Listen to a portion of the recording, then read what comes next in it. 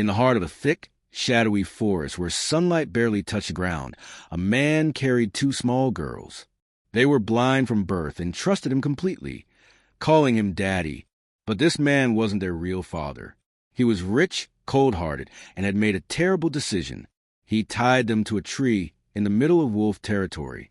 Left alone, scared, and surrounded by danger, they cried for help.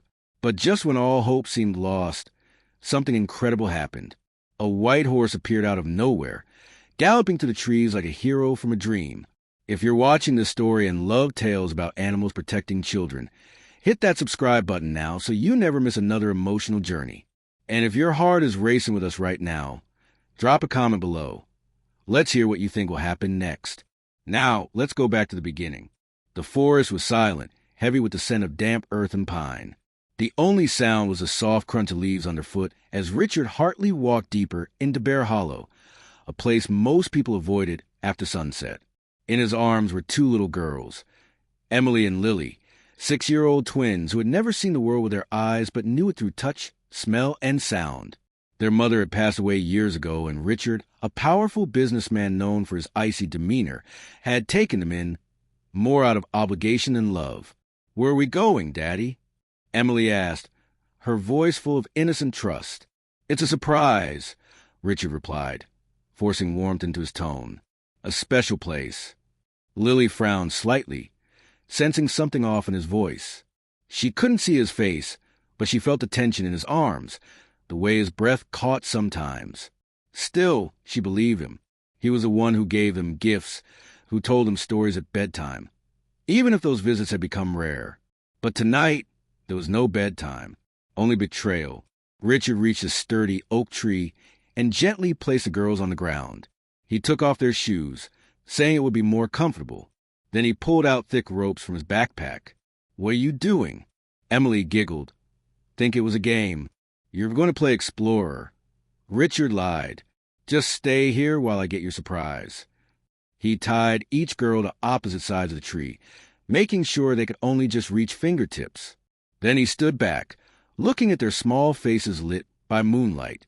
For a moment, guilt tugged at his chest, but he pushed it down. "I'll be back soon," he whispered, then turned and walked away. The forest swallowed his footsteps. Emily tugged at the rope. "Helena, can you reach me?" "I'm trying," Lily whispered. "Something's wrong." They waited. Hours passed. The wind grew colder, and the sounds around them changed. Birds stopped singing. Leaves rustled, not from the breeze, but from movement nearby. Then came the growl. Low, deep, terrifying. Lily stiffened. "Emily, do you hear that?" Emily strained to listen. "It's not Daddy." "No," Lily said softly. "It's something else." The growl came again, closer this time. Then another, and another. The girls pressed themselves against the tree trunk, hearts pounding. The darkness around them felt alive. Something was circling them. And then glowing yellow eyes pierced the night. "Lily," Emily whimpered, "there's something out there." Before Lily could answer, a loud neigh echoed through the woods. The eyes vanished. From between the trees, a white shape emerged, a horse. Powerful, graceful, and familiar. Thunder. Lily gasped. The horse snorted and stepped between the girls and the unseen danger, lowering his head protectively. Emily stretched toward him. "Thunder, you came." Thunder nuzzled her cheek, then sniffed at the ropes binding them.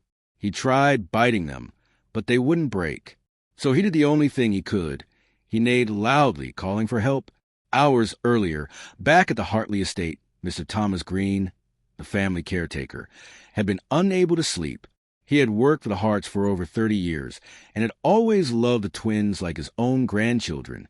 When Richard returned home that afternoon without them, claiming they were visiting relatives, Tom didn't believe him. Something was off. When he checked the stables, he found Thunder missing and the fence broken. His stomach dropped. He followed the tracks across the creek, flashlight in hand, dread growing with every step.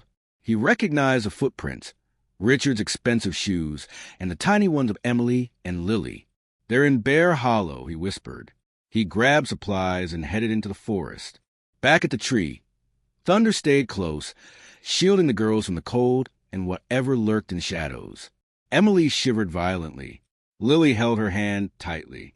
"We're going to be okay," Lily whispered. "Thunder won't let anything happen to us." But minutes later, howls filled the air. Wolves. Dozens of them. Thunder reared up, neighing defiantly. The pack circled closer, teeth bared. "Help!" Lily screamed. "Please, someone help us." Emily joined in. "We're here. Please find us." Their cries echoed through the trees. And miles away, Tom heard them. He ran faster than he thought possible, branches whipping his face, pain forgotten in the urgency of saving the girls. When he finally reached the clearing, the sight made his blood run cold. Emily and Lily tied to the tree, Thunder standing guard, wolves surrounding them. Tom lit a torch and charged forward. "Get back!" he shouted, swinging the fire toward the wolves. They scattered into the bushes, but not far. With trembling hands, Tom cut the girls free. They fell into his arms, sobbing with relief. "We thought we'd never see you again," Lily cried. "Never again," Tom promised. "Let's get out of here." Thunder led the way through the forest, guiding them safely back to the estate. By morning, police arrived. Isabella Hartley, Richard's fiancée, had suspected something was wrong and called the authorities when she realized Richard had lied. When Richard was arrested, he looked stunned. "They survived." Isabella stepped forward, disgust in her eyes. "You left your daughters to die. You don't deserve to call yourself a father." Emily and Lily watched silently, wrapped in blankets. They had scars on their wrists, bruises on their souls. But they were alive, because of Thunder, because of Tom. 3 months later, Emily and Lily lived with Tom and his wife Marie in a cozy cottage near the stables. Thunder stayed with them, his bond with the girls stronger than ever. They learned Braille quickly, laughed easily, dreamed freely, and every morning they brushed Thunder's coat, whispering thank yous into his ears. Richard sat in prison, sentenced for attempted murder and child abandonment. His empire had crumbled. His name was ruined. But the girls, they had found a new life, a life filled with love, a life built on courage, kindness, and the unbreakable bond between humans and animals. As the seasons passed, Emily began writing stories in Braille. Lily dreamed of becoming a vet. One day, they rode Thunder to the golden fields, laughing as the wind kissed their faces. And somewhere far away, behind bars, Richard read a letter from Isabella. "They've forgiven me," she wrote, "even though I once agreed with you, even though I helped you make that choice."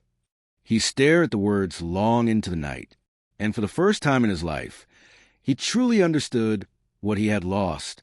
Moral lesson: love and loyalty can come from the most unexpected places, even from a horse who knows your heart better than anyone else. If you enjoyed this emotional journey, don't forget to hit that subscribe button and leave a comment letting us know what you thought. If your heart raced or your eyes welled up, share your thoughts. We're all in this together. Thanks for watching. Stay strong, stay kind, and never stop believing in miracles.